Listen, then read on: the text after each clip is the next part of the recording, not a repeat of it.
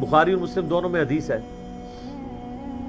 نبی علیہ السلام فرماتے ہیں اگلے زمانوں میں ایک شخص تھا جس کی موت کا وقت قریب آیا تو اس نے اپنی اولاد کو جمع کیا کہ میں تمہارا کیسا باپ تھا؟ ان کا بڑے اچھے باپ تھے۔ انہوں نے کہا اگر تم مجھے اچھا سمجھتے ہو تو میری ایک وصیت ہے، جب میں مر جاؤں میری لاش کے ٹکڑے ٹکڑے کر کے اس کو آگ لگانا اور اس کی راکھ کو ہواؤں میں اور پانیوں میں اور کھیتوں میں بکھیر دینا۔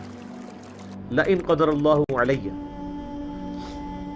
اگر اللہ تعالیٰ نے مجھ پہ قدرت پا لی تو مجھے ایسا عذاب دے گا کہ کسی کو نہیں دیا ہوگا۔ یعنی وہ سمجھتا تھا میں خدا کے لیے وہ کمٹمنٹ کی زندگی نہیں گزار سکا۔ یہ حدیث بخاری مسلم دونوں میں ہے، مشکات میں دوسری جلد میں اللہ کی رحمت کے بیان میں آپ کو ملے گی۔ نبی علیہ السلام فرماتے ہیں جب وہ فوت ہو گیا اس کے پچھلوں نے یہی کچھ کیا تو اللہ تعالیٰ نے ہواؤں کو پانیوں کو حکم دیا کہ اس کی راکھ سمیٹو، راکھ سمیٹی گئی، اللہ نے اسے زندہ کر دیا۔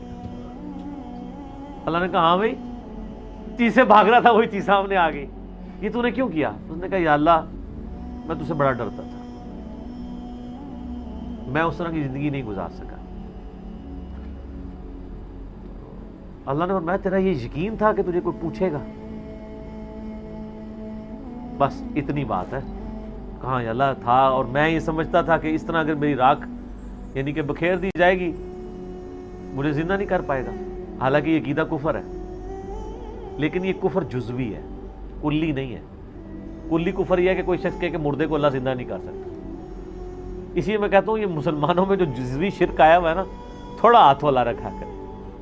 جب تک کوئی اللہ کو، اللہ اور محمد کو عبداللہ مان رہا ہے نا، اگر چھوٹے موٹے اس میں شرک آئے ہوئے نا، تھوڑا سا ہاتھ والا رکھیں۔